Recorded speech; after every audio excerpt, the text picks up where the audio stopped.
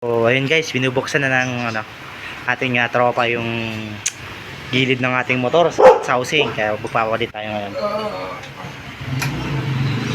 yung gasolina mo ba? Yung gasolina mo ba?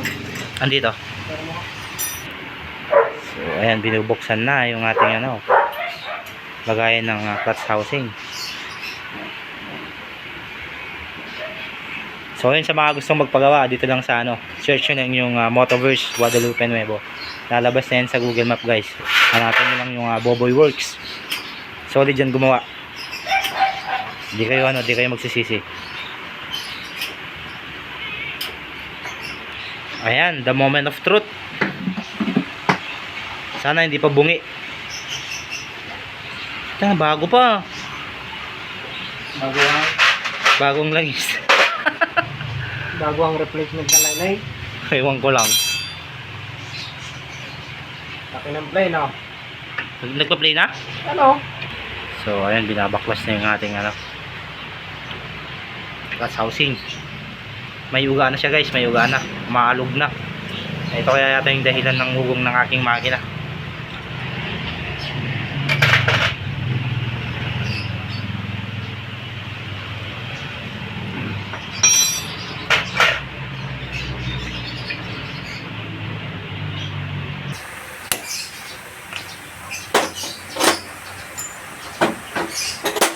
Virgin na virgin pa daw, di pa nagagalaw yung clutch housing. So ibig sabihin bago nga, di pa nagalaw yung makina. Nagalaw na pero hindi pa napalitan.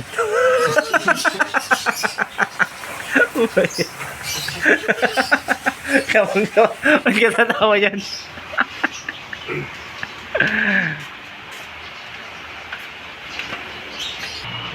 Tibay talaga ng makina ng Suzuki. 15 years na, ganyan pa rin kalinis yung loob, oh. Alaga lang sa langis yan mga lodi. Ito na yung ipapalit ng bagong clutch housing. Galing din yan sa sa 2024 na model. Nakarnap. Nakarnap daw na Raider. Kaya ilalagay natin sa motor natin. Hindi ako nagsabi na. Si Boboy Works nagsabi na.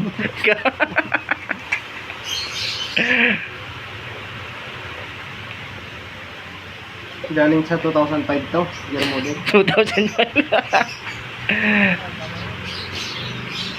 Ayan yung ipapalit na na clutch housing. Kaya dito na kayo magpapalit ng magpapayos kayo ng Raider kay Boboy Works, Motoverse. Dito lang sa mena yan, Guadalupe Nuevo, Makati. Motoverse lang search nyo, lalabas na yan. Diretso na kayo dito niyan. Hindi kayo maliligaw. Pag naligaw kayo, diretso yan, may sogo dyan, no? Sige muna na. Oh, tigil muna kayo doon. So, ayun, kinabit na guys yung bagong clutch housing natin. Basahan dyan, Max. Ito yan guys. Bago yan. Tapos ito yung luma ko. Ayan siya ang ating Suzuki. Lang, Paps. Ay, singalin nyo doon kay tropa. Uy, natakan ka pa naman. Ikaw sisisihin pag binenta ko yan. Singilin mo doon siya. Nagbenta niya sa inyo eh.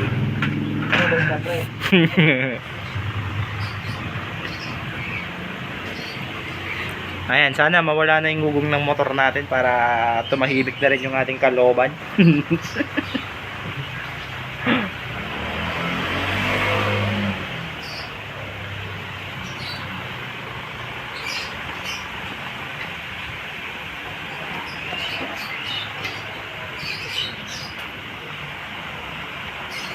Ayan, hinihigpitan na. May ilog pa?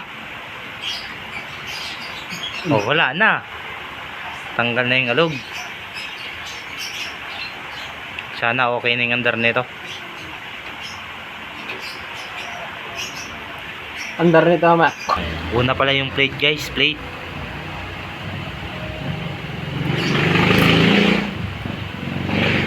Tapos lining.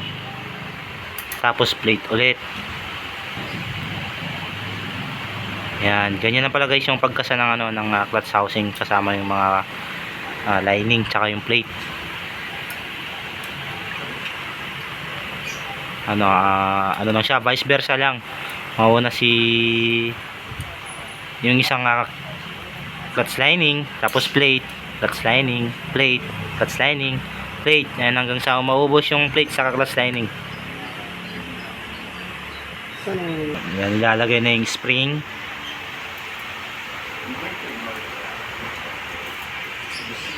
Tapos tornilyo.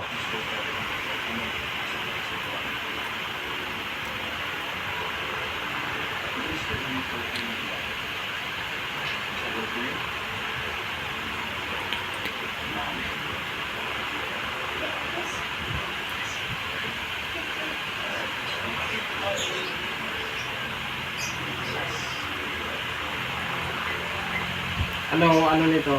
Crankcase. Wala kang balak palitan? Papalitan ko daw yung crankcase ko, 3.5 ulit daw. Ubus yung pera natin yan.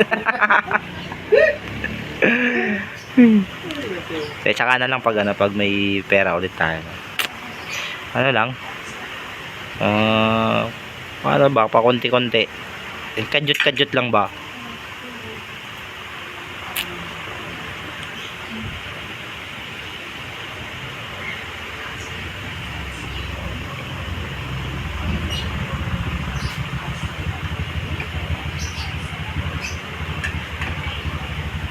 Yan ang sinasabi ko, pag malinis ang loob, alaga sa langis. Mayroon bang alaga sa langis na hindi malinis ang loob? Alin? Ayan, tapos na guys yung install ng clutch housing. Set na yun guys, mura lang yun, 3.5. Para pag binili mo yun ng tag-isa, aabutin ka ng 8,000 plus.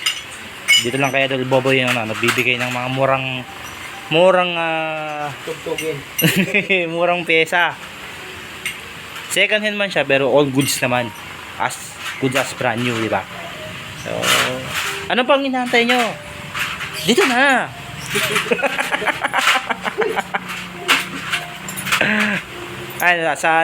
Sa manonood nitong video na to, ilalagay ko sa comment section yung ni Idol Boboy Works. Yung link. Link niya para Ano yun? Scandal link? hindi naman sa page niya yan sa Facebook para pwede niyo siyang i-message or research nyo lang Boboy Works, makikita yan sa Facebook. So ayun guys, matatapos na, tapos na rin pala, babalik na yung tornilyo tapos lalagyan na ng langis.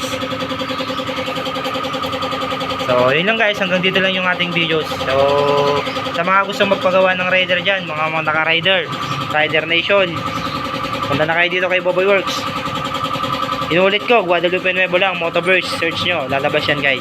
So hanggang dito na lang yung ating videos. Bye! Kaya tara na, bili na!